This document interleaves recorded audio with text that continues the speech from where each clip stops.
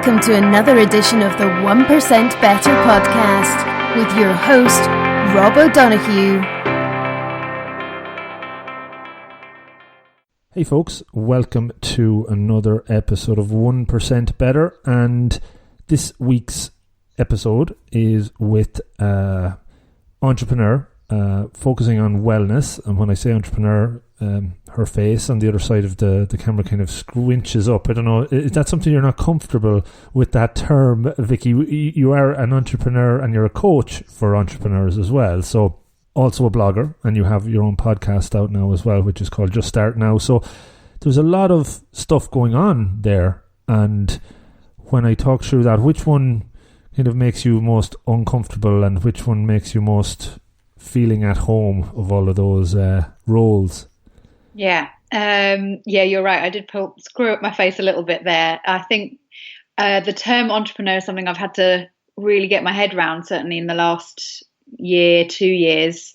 I left a full-time job in a completely different industry, in the music industry, after over a decade working in London, and moved to working for myself, and followed the passion that I'd found in health and wellness, and particularly around food, by starting my blog, which is called the Flourishing Pantry. Mm-hmm. And so just the idea of being an entrepreneur was never something that I had ever considered. I never identified myself as an entrepreneur, but what I rapidly began to realize working for myself was that was the path that I wanted to follow, that I did want to work for myself and not freelance and work for other people and provide and support their businesses, but actually create and do something myself. So it's a term I've certainly been grappling with, and it's one that I'm trying to embrace fully now as well, and particularly helping my clients now who are also wellness entrepreneurs, people in the wellness space, be that nutritional therapists or health coaches themselves, and actually help them identify themselves as well as business owners and entrepreneurs.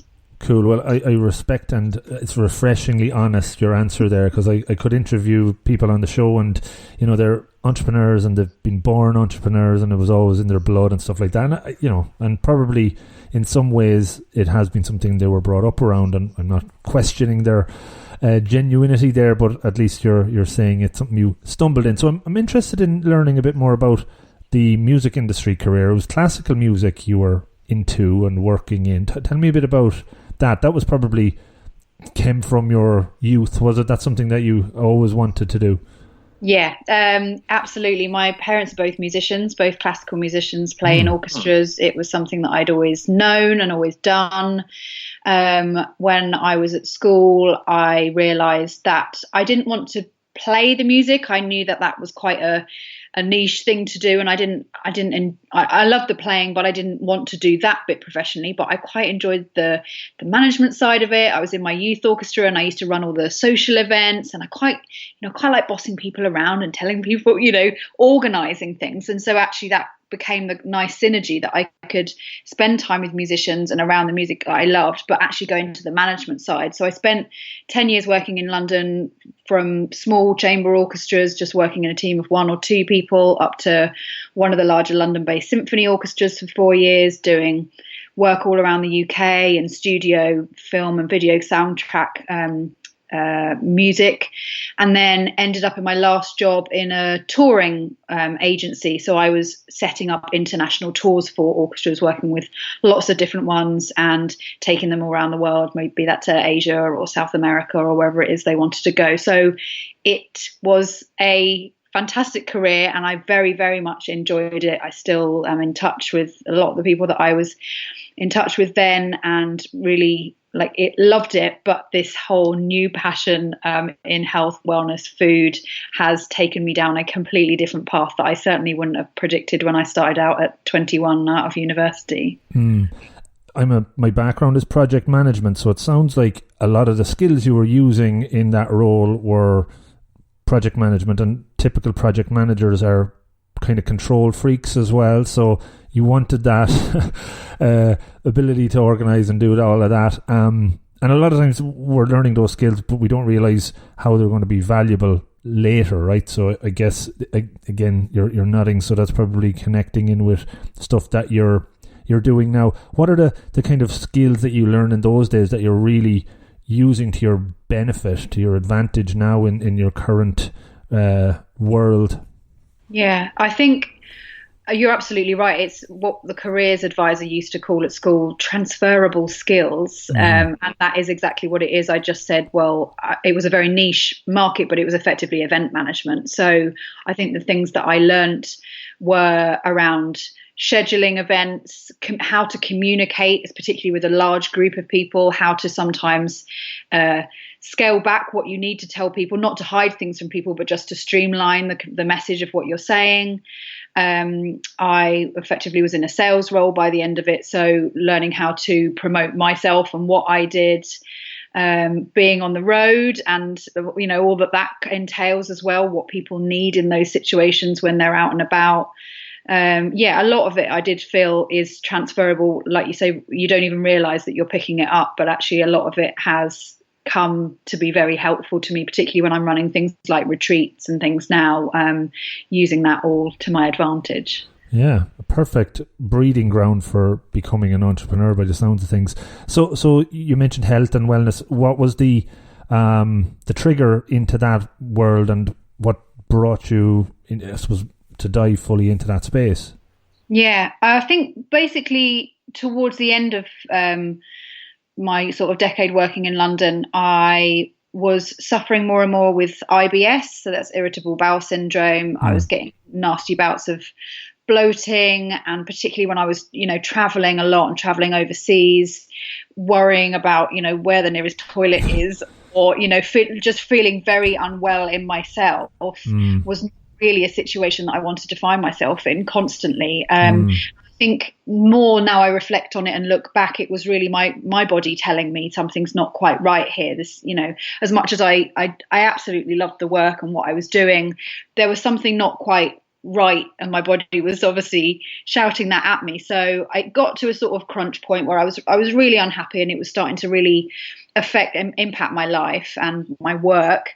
And so I started to explore what I could do to change my diet and my nutrition, and sort of, joined Instagram to get more inspiration around healthy eating, and just felt like it opened up this incredible door to all these people who were, we've been talking about that word entrepreneurial, being very entrepreneurial, creating amazing recipes, having blogs, running their own businesses, doing food styling and all these other things. It just opened up this world, this other community of people, which actually, at a time where I was feeling, particularly in the classical music industry, which can feel quite strapped for cash and quite unsupported, I just felt like there was this other world going on of these people being very entrepreneurial, very innovative with what they were doing, and very positive and supportive. And I started that whole journey while I was still working full time, creating my blog and just sharing what I was doing, sharing what I was eating, recipes, what I was learning, sort of, my whole journey. And through that, I built a community of a group of people around me, be that in person as well as online. And it just grew from there, really. Very, very interesting. I definitely want to get into how I suppose your social media presence has developed.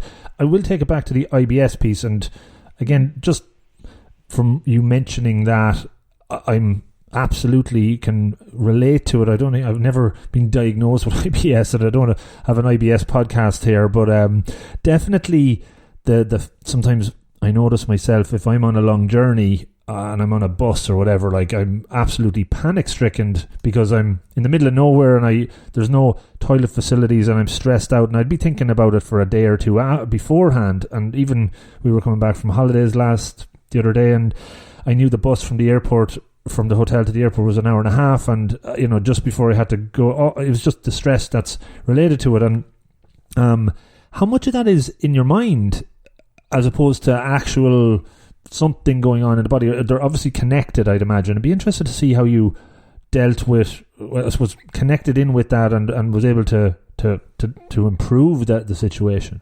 Yeah. I just to frame that, I'm not an expert myself. I've studied it in any way, and I've obviously tried to pick up as much information as I can from the community that I entered into, nutritional therapists and nutritionists and dietitians and that kind of thing. However, it's exactly like you've said in terms of my personal situation, and IBS is incredibly individual to each person. I think I've realized, particularly now leaving my job and running my life in a very, very different way and prioritizing different things within my life and reducing that stress, so with that getting better sleep, getting those 10,000 steps a day, introducing meditation into my life, even in just a very, very small way, and mindfulness. I've actually found all of those things have had a far bigger impact on my IBS and the how healthy and well I feel, more than particularly cutting out whole food groups or demonizing any particular food, which actually I went through all of that. I gave all of that a try, and I actually don't think long term it's sustainable or actually was improving my IBS and my symptoms massively.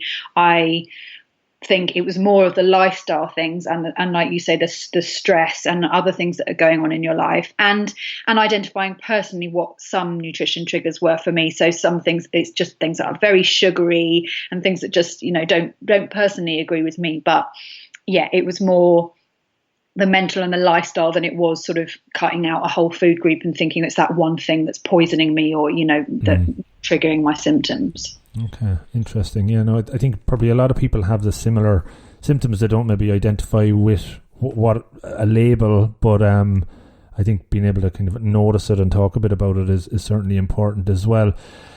So when you were in London for the 10 years, you moved to Ireland a few years ago. Talk to me about that, and was that also a kind of a turning point in your own journey? Yeah, hugely. I met an Irish man that lives in Ireland, and so we had a long distance relationship for 2.5 years before I decided to move.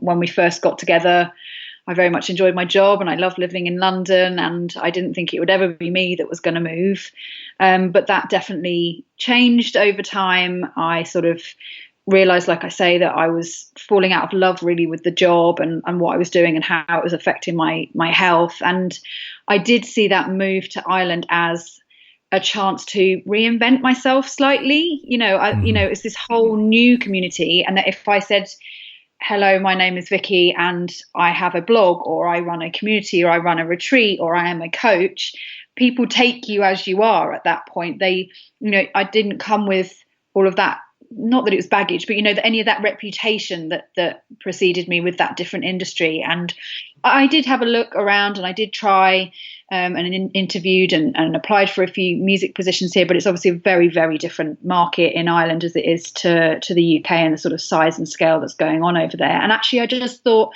like I said, it was that sort of more entrepreneurial, positive, exciting, supportive environment that I came into. And so when I moved over, I started running events for the health bloggers community here as a way for me to meet and network with new people, and ran my own events. We were talking about using my skill set. So I'd set up a networking event, bring brands in, and just get to meet all the people that I knew would become like a new community for me here. So yeah, that move was a really, really big part of it. Obviously, try and say to some of my clients, you don't have to move country in order to rebrand yourself completely, but it was a huge part of it for me. In my coaching work, I talk to people about when they're at a point in their life where they have to make a change, and a lot of times you would say, don't run away from something, run towards something. But I also think sometimes running away a little bit is okay too, because you might have to get away from an environment to completely change or start afresh or give you that sense of freedom. Which would you say you were more doing, or is there a combo there? I think it was, I'm not even sure if it was running towards it. It just felt like I had to do it. It felt like it wasn't really even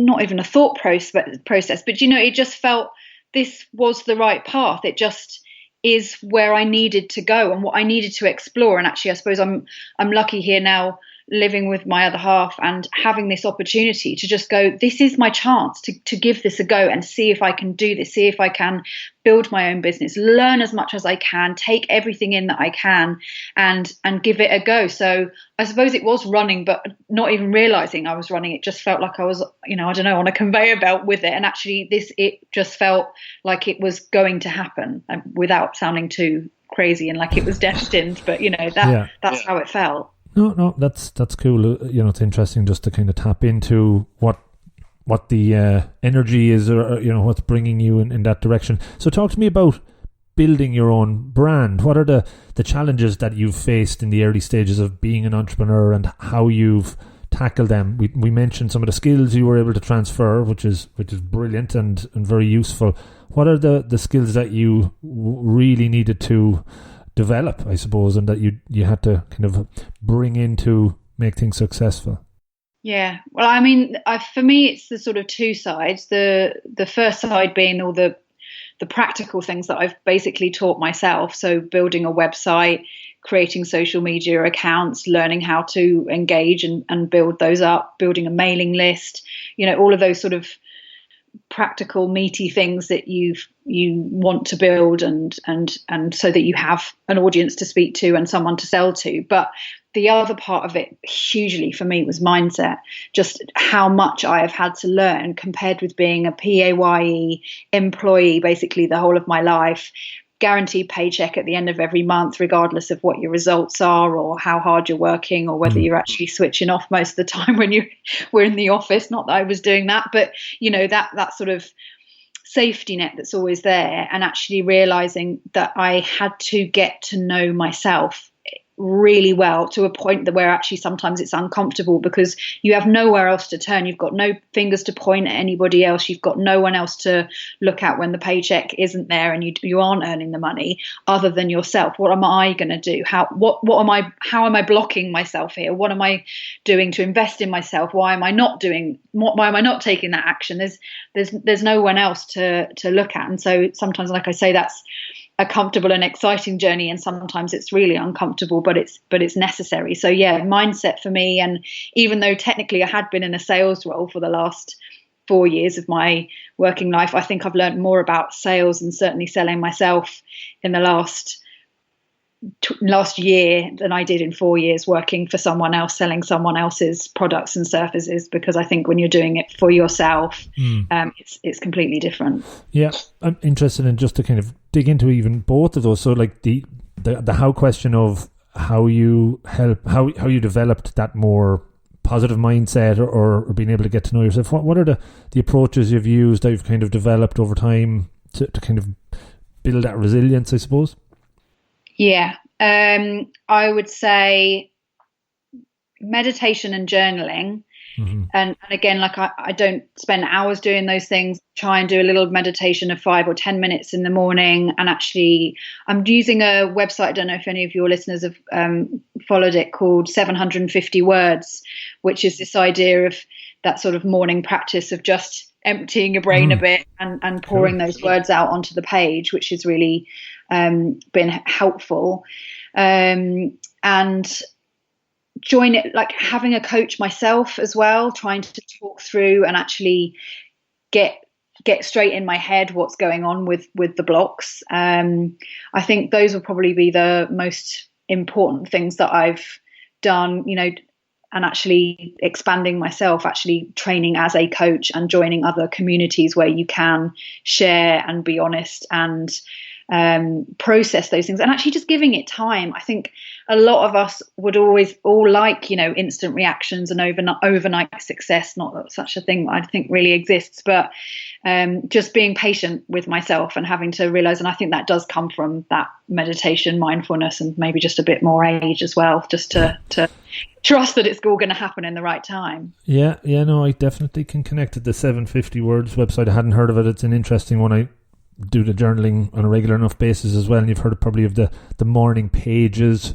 approach that some people really are invested in, and it's all that emptying out the madness that's going on in there, because once it's out, it's obviously a lot less kind of consuming. So totally believe in all of that you've said. The sales piece though is another part that I'm fascinated about. So how have you become comfortable or working towards comfort in selling oneself? The only example I can probably use, because when I created Rob of the Green, which is I kind of separate myself from that, and when I tweet and stuff like that, I still have great reservations of retweeting something 10 times over the course of a weekend, because it's like I don't, you're almost like, I don't want to be in anyone's face, but at the same time, the flip side, you have to actually do it because nobody's going to hear it otherwise. And a friend of mine who's a photographer, when I was putting together logos and images, and he was like, you have to put your face on this because nobody will know who it is otherwise. And I was like, oh, but not comfortable doing that. But he's like, get over that.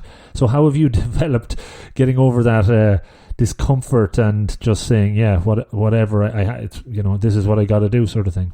Yeah, I think this has been massive for me, and it's something I'm going to be doing public speaking about coming up, about actually moving from feeling so cringy and toe-curlingly awful about sales to actually teaching other people how to do it in a more authentic way. I think for me, the sort of two biggest realizations that I had were that sales is actually about conversations, and actually that's a really nice way for me that I realize is quite linked back to coaching and training as a coach. As a coach, you should only be speaking and asking questions 20% of the time, and your client should be speaking 80% of the time. Was very similar with sales, and sales coaches will say you should be talking 30% of the time, and the client, the potential client, should be talking 70% of the time. Actually, which is great as a coach, because we're trained to ask really good questions and actually let the potential customer talk themselves into the sale. And when I say that out loud, that sounds really manipulative and controlling, but that's not what I mean. It's that you're asking the right questions so that actually you don't actually have to pitch or sell or push at all. You're actually having a genuine conversation with them. How, what are you struggling with? Is it like this? Or what would support you? What would be the best way that someone could help you right now? And then you don't have to sell yourself or your services at the end. By the end of the conversation, they've convinced themselves that they need what you have to offer, and all you're doing is just signing and sealing it and saying, actually, okay, that's great, well, this is the package that I would offer. I'll send you the details and we'll sign it off. Mm-hmm. Yeah, no, I can totally relate. One of the things that came up when I did the coaching diploma a few years ago, and some of the experienced coaches at the time would say, when you're working with a coachee and you're allowing them to talk to 90 or 80% of the time, after a great session, they feel like, they feel great, and you feel like you're a fraud because you actually don't feel you did anything other than listen most of the time, and, as you said, ask a couple of good questions, which is the skill, is the experience. But until you get comfortable with that, and then that feeling of knowing, this is what it's all about, it takes a while. So it's very interesting. And there's a lot of similar, the NLP techniques, neuro-linguistics programming, which is embedded in sales a lot of the time. You use an awful lot of it in coaching. From your training and learnings, what are the kind of tools you use a lot in coaching? Ones that anyone listening could even pick up quite easily, ones that are useful. Anything come up for you there? I think one of the best ones that I've picked up, I don't know if you or your listeners know Brooke Castillo at the Life Coach School. She has a brilliant, she just calls it the model, which is very, very simple. This idea that when we experience a circumstance, when something happens to us, that triggers a thought. And that thought then triggers a feeling, and that feeling then makes us take a certain action. And when we see the result of that action, that feeds back into another thought. Mm-hmm. And actually, just that, I've taught that, and I've passed that on to a lot of clients, because I think as a tool, it really removes you from the situation and all those, we are not our thoughts, because actually we can change our thoughts. And I think for me, that's the most powerful thing with coaching, and actually having that as a tool to go, okay, I'm experiencing this situation, I don't know what it is. A client just said no to me, or I've gained 5 pounds, or, something bad's happened. What is the thought process? And that's what I try with most clients to catch. And I think with other people, I say, can you just take a pause? Can you just take a step out of that and say, what am I thinking? What am I thinking here? What's the thought process that triggered that? And then how is that making me feel? Okay, well, if I don't want to feel like that, then I can change the thought that goes before that. And I think that is, like I say, really, really powerful to realize that we're in control of that, and we don't have to let the circumstances dictate how we feel and what we do as a result. We can change that. Yeah, very good on self-awareness. Really, it's helping people just be aware more, which I think a lot of times we just don't even notice during the day. We don't take a breath or a second at all. So no, that's useful to share. I think people will connect with that. You mentioned some of the materials, some of the content you're working on.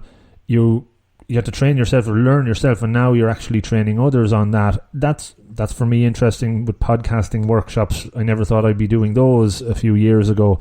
What's been your kind of process to dive into the material, and then how have you even moved towards somebody that could actually teach it? Maybe talk to me about some of the learnings along that little journey. I think when I look back, it was fascinating. So the last job I worked in music, we used to set up social media profiles on websites for classical music artists. And I say we, but it was a marketing department. And it was one of those things I just thought, well, I've got no idea what they're doing at all. And actually, then when I started the blog, I did do a blog school, sort of blog training for 6 weeks to teach me the basics. And really from there, it was learning as I went and seeing what worked, and realizing that increasingly my audience and the people I was engaging with the most were asking me, well, how did you do that? And how did you get that to work on your website? Or how did you make it look like this? Or how did you get your mailing list to do that? And thinking, okay, well, how can I really enjoy, I do enjoy teaching. I think it was something I never certainly thought as a child or younger I wanted to be a teacher. But when it's something that you've learnt yourself and you've found a quicker way to do it, and you don't want someone else to go through that long-winded, painful way of doing it, that you can fast track them.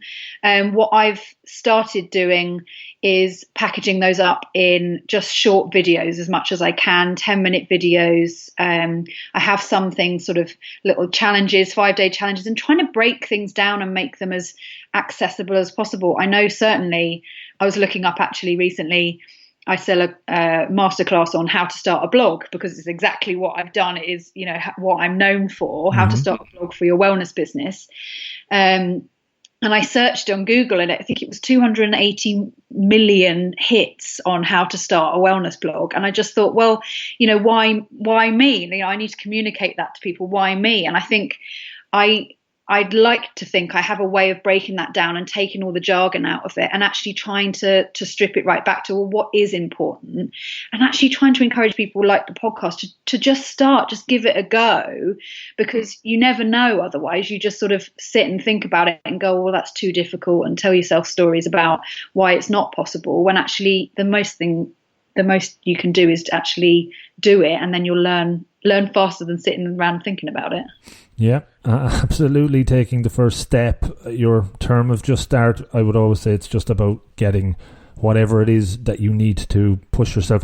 For me, it was about spending money. I kind of invested something, and I knew once I did that, I was able to take that first step, because I don't like throwing away money.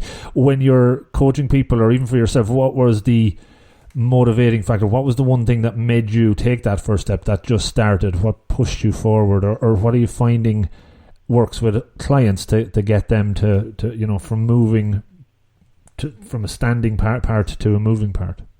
I think it is breaking it down into manageable steps and helping people just put that foot on the ladder, or dip that toe in the water, and finding a way to meet them where they are, rather than going 5 steps ahead and thinking. Certainly when I teach and do lecturing on how to start a blog, we sort of start off and say, well, whose blog do you really like? And a lot of people will say, well, I'd love to have a blog like Deliciously Ella, or Hazel Wallace at the Food Medic, or something like that, but there's no point, I'm never going to have a blog like that, so why even bother starting? And thinking, well, hold on, we need to wind it right back, and actually just take the whole thing apart and take it step by step, because no, you won't have Deliciously Ella's blog next week or even next month, but she had to start somewhere too. So yeah, really trying to break it right down, turn it into practical, manageable steps, and actually just giving people the confidence that we have all started somewhere. And I think that's a big part of what I say to people. Look, I did this from nothing. I knew nothing about how to start a website or how to start social media channels or how to attract clients, but it is something you can do if you just get started and trying. And certainly have a Facebook group and things for celebrating those wins and giving people little bits of feedback to just keep boosting their confidence to just do it. Over the different channels you've developed on social media, I think Instagram is probably the one that you're most connected in. I was following you there. I see you have thousands of followers. You're very active on it. That's obviously maybe the one you've made your most impacts on. How have you approached that versus the other ones? How have you learned along that way? Because again, I suppose a lot of the people that coming into this world, be it podcasting or anything, trying to get their message out there, they're like confused about what platform do I go to. They're playing with all 4 or 5. How have you narrowed your focus and kind of bet on 1 or 2? I think the biggest things to consider when you're looking at social media profiles is, if you are going to sell something, where is your audience? Because there's no point going onto a platform if actually your audience isn't there and isn't spending time there. So really thinking about, well, who is it I'm talking to, and are they actually on this platform? And the second one being, actually, what do you enjoy doing? Because I have a lot of clients that will sign up with me and say, oh God, Vicky, you're just going to tell me I have to be on Facebook and I have to start a mailing list and I have to do all these things. And I say, no, I'm not. Because actually, if it's not for you and if you don't enjoy doing it and it's not something you want to give your time and effort to, there are other ways to grow a business that don't require you to be on every platform. I would say I started on Instagram and I really loved it and I really enjoyed it. I have followed people that give Instagram tips and read books and followed podcasts on, strategies, which again sounds a little bit clinical, but just ways, and actually tried to see it as growing a community and making real engagement with people, build real conversation, and people that I've been having conversations with for months, if not years, who sometimes are now turning into clients, which is really nice because you're building that know, like, and trust factor. And then I only then slowly added the other platforms, but that was only once I was in a rhythm with one. And I think that's what I try and say to people: try not to do all of it at once. I didn't have a Facebook page for at least 2 years. I had the Twitter, but again, I sort of schedule things and just hop in and out and don't spend quite so much time on it. And yeah, I try not to do everything all at once and think that you can find one you enjoy and you think your audience is there, and nurture that. And actually sometimes the skills and the techniques or the strategies will often be transferable across to the other ones when you're ready for them. It's interesting you mentioned the scheduling piece. Friends of mine, I was out for dinner one night and they got a tweet from me while I was sitting with them having dinner, and he said, like, what do you, like, you forget some of the stuff once you become very aware of it that you didn't know about before. And I think that's very important to kind of dumb things down a little bit, because when you started out, you had to go on a course to do blogging. You weren't naturally straight away an expert blogger, and I think that's important, especially when you're trying to teach stuff, to keep it very simple, and then obviously do your maybe gold, silver, bronze packages if people want to get into more detail. In the blog, which part of the content creation do you enjoy most? Is the podcast is relatively new? You've been doing blogging. What part is the part that you just love doing? I think writing is probably still the main love. I do love blogging. I love, certainly when I was blogging more regularly on the Flourishing Pantry, it did feel a little bit like that journal we were talking about before, quite cathartic. Sometimes it was topics that I was really grappling with and wanted to get my head around. And so the whole process of sorting it all out and trying to make it into something that was logical and for someone else to read was actually quite a helpful process for me as well. So I think I have always loved that with the writing and the language. That being said, I'm really enjoying the podcasting experience. It's already bringing me in new audience, new people to my Facebook group, and new client inquiries, which I think was quite quick. And actually, I'm feeling a bit silly that I didn't start it sooner, because actually podcasts are the medium that I consume quite a lot of my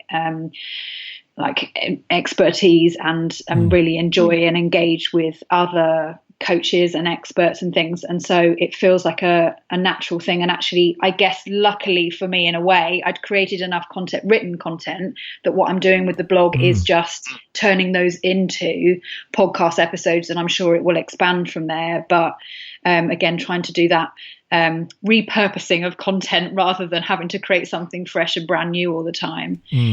So yeah, I would say the writing very much, but I'm very comfortable on video. And again, once I've written a blog, I then turn that into, a short video and things as well. Yeah, I think that's a really interesting and a key point for people, that when they're creating whatever, that if it's written, they can easily turn it into a podcast or easily turn it into a video or a conversation, and it's to reuse the content, because it takes time to, I know from writing a blog post, it takes me the longest time to do that, whereas if I could just scribble down bullet points and just talk that through and in a conversational way do an episode of a podcast and still want to put it on a blog, I'll have to go back and do it. So I think the content reusability is a key piece that people sometimes probably don't think about doing. So it sounds like you have a good selection of episodes to come, which is great.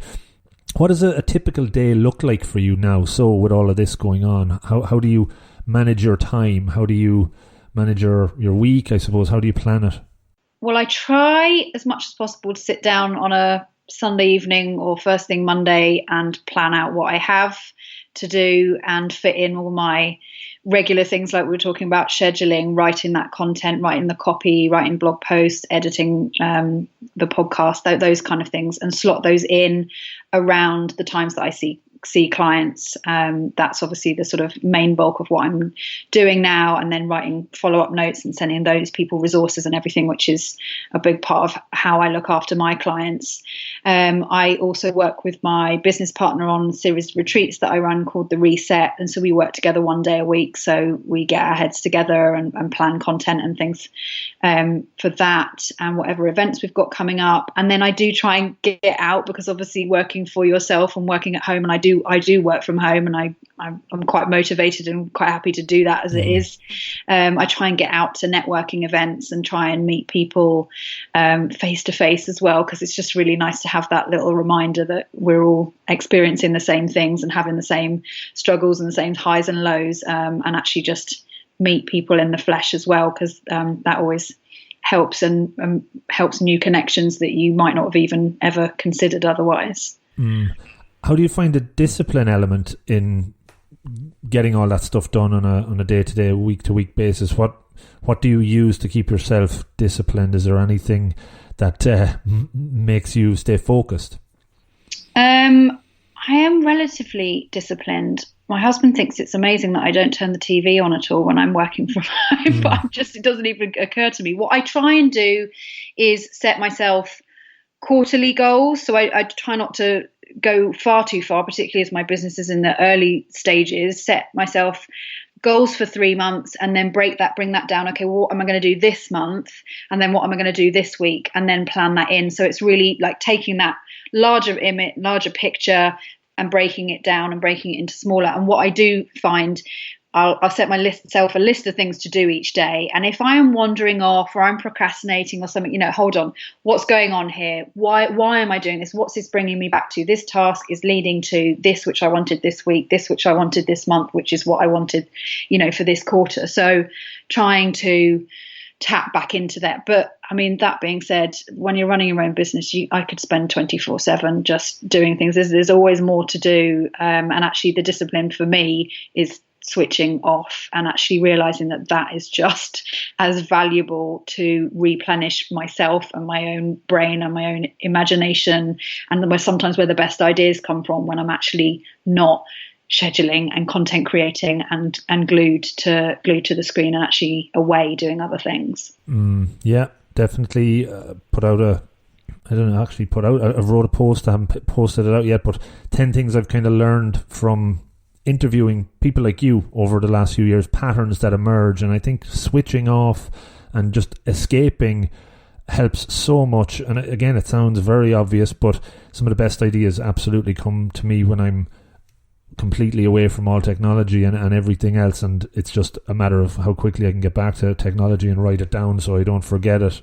So totally agree. You absolutely need that balance. Just a couple of quick ones. Influencers that you've leaned on that have given you guidance, and I know you have a coach, but maybe mentors instead. What have you taken from some of those over the last while? Any major learnings that have accelerated your progression? The biggest two are simplicity, keeping things simple. I know certainly when I started working with a coach, I sort of was, trying to process everything before our first session and wrote some, very complicated mind map. And I think the customers are going here and they'll follow in this funnel and they'll do this and they'll find me here. And I was just tying myself in absolute knots. And she just said, stop, make it simple, keep it simple. So whenever I get those moments of overwhelm, oh my goodness, where do I go now? What do I do? How do I turn this into something? So I try and remember that just keep it simple. Like it doesn't need to be overcomplicated, and actually it's easier for you and it's easier for everybody else if you're keeping it simple. So I really try and remember that as a basic principle to my working. And I think the other thing for me, we talked earlier, didn't we, about investing in yourself and actually what that means. And I think we also talked about being control freaks as project managers and things. And I think my realization from watching mentors and watching other people slightly further ahead in their business has been that investing in yourself is not just investing in courses and education for yourself, but it's actually paying people to help you with certain aspects of your business that you aren't the best at, or that you actually need help with. And so for me, that probably will be in the next few months hiring a VA or, outsourcing bits of my business where I can and where I feel able to do that, and where I'm, not losing, content control, but other things that I don't need to be doing, that actually in order to grow me and grow my business, I do need to accept that some of that investment is not in another training course. It's actually paying someone to help me to, like we said, free up that time and use my brain in a different way, rather than doing something that is not the best use of what I could be putting out in the world. Yeah, no, that's come up a lot, how you value time and what you put against that. Obviously, these conversations are of high value in my mind, but maybe me editing it afterwards isn't the highest value of my time. I'd rather be doing more of these, but it is a struggle to kind of say, oh God, I'm going to spend X to get this done. Maybe I'll just do it myself. But that's when you start running into the 17 or 18 hour days and stuff. So I think that's a very important message maybe to share. Last, maybe one or two quick ones. I'm just conscious of time. I suppose, what's the biggest fear you have? How do you deal with fear? What is the one thing that comes up, and how do you manage and maintain control over that? Yeah, fear comes up a lot with my clients as well, and I always try and dig into it and try and analyze it, like we said, like what exactly am I afraid of? What is it I'm afraid of? And I have to say, when I really have been digging into that, what is it I'm afraid of? I actually think I'm at the point now where I realize it's not a fear of failure, it's more a fear of success. And that sounds, I don't know if that sounds grandiose, but it's actually, what happens if this does work? And what happens if this does come out off? And am I going to let people down? Am I not going to be as good as they think I am? I think actually that's where my brain goes. And again, I have to rein that in and catch it and go, okay, that's really interesting. Non-judgmentally, that's a really interesting concept that I am struggling with. How can I overcome that? How can I make sure that I'm not letting anyone down? Or who do I need to talk to reassure me that is something, a perfectly legitimate thing to worry about, but that actually I'm not letting anybody down, and that I am going to be able to cope with this. And I think, again, like we were talking about, getting help and getting support is all part of that. I will be able to keep up with being inundated with clients and creating more lovely things that support people in my business if I let other people in to help me do that. So I think, Yeah, I think those are the biggest fears, and it's trying to be as logical as possible and remembering I am not that thought. That isn't me. The real me is totally capable and totally has this. But tapping back into that. Interesting, because the advice you tend to give to other people, I give to them others. If I sometimes take it on myself, I've solved a lot of my own problems. So I think just listening to yourself a lot of the time is very good. Vicky, it was great to chat with you. 45 minutes flew by, as always, in these kind of time warp zones of podcast interviews. Just a quick call out, how folks can follow you, connect in, go to some of your many platforms to check you out. Brilliant. Yeah. So everything you'll find for me is under vickyshilling.com. And yeah, Instagram, I'm probably the most active, and that's at vicky.shilling. So yeah, I look forward to seeing some of your listeners there. Brilliant. I'll put this out very soon. I look forward to sharing it. It's always great to connect with people doing some good stuff in similar worlds, and I always learn something from it as well, Vicky. So thanks for sharing your story, and great to connect with you. Thank you so much for having me. So this is the outro of the podcast, guys. You got to the end, and that is great. Please hang in here for another couple of minutes. I know most people won't, but maybe there's something here of interest. So check this out. First off, thanks so much for listening to this one, as well as maybe the 100 or so that's gone before it. Why not check them out if you haven't already? There's lots of good stuff in there. The whole podcasting journey for me has been a huge learning, and I'm trying to help you guys learn and improve as well. So much has changed over the last few years since I started it. I've really realised lots of the goals that I put out there, and then realised so many unexpected benefits as well. And I think anytime you take on action towards a goal, you're going to pick up lots of things that you didn't expect along the way, and hopefully they're good things. In this particular episode, was there any one or two things that jumped out? Maybe you could take a pen and paper out right now, because this is something that you might think of during the episode but never do. Do it now. Take it out. Write down a goal that you're going to set yourself as a result of something you learned from this episode. Put a plan in place and then work towards it, applying yourself deliberately over time. Take ownership, build a habit, improve, get 1% better, share accountability with somebody you know in a buddy system, and learn and grow and improve. That's what it's all about. That's my, hopefully, inspirational piece done. Other areas to note: check out the website robofthegreen.ie. You can consume everything there for free. There is obviously the podcast, there's video 1 Minute Monday clips, there's articles, not enough, but I'd like to put more there. If you're interested in putting one there, let me know. And there's a Get Better app page, which I'm starting to add new content to over time. There's a feedback page if you want to email me, rob@robofthegreen.ie instead. But it's all about trying to engage you and get you to a place of improvement. So I'm open to feedback. As I said, ways you can help me is by following me on the socials. @robofthegreen.ie is the website, or @robofthegreen on all the social platforms. Subscribe to the podcast on any of the apps that you might listen to it on. Talk about it. Tell a friend about it. Tell your family members about it. Share some of the ideas, not only to your friends, but to me. Is there anything I can improve upon?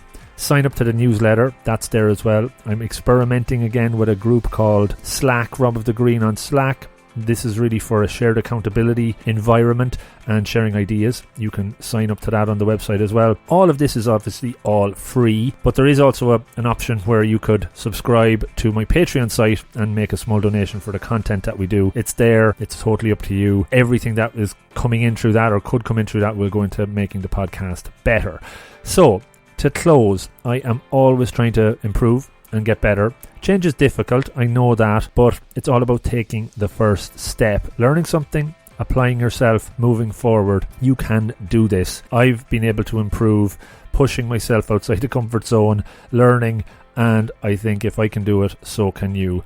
Don't overreach, don't set yourself unrealistic goals. 1% at a time is enough, but it's all about starting, and that will bring you on your pursuit of betterness to a great place. Thanks for sticking to the very end. Talk to you next time, and take care. Good luck.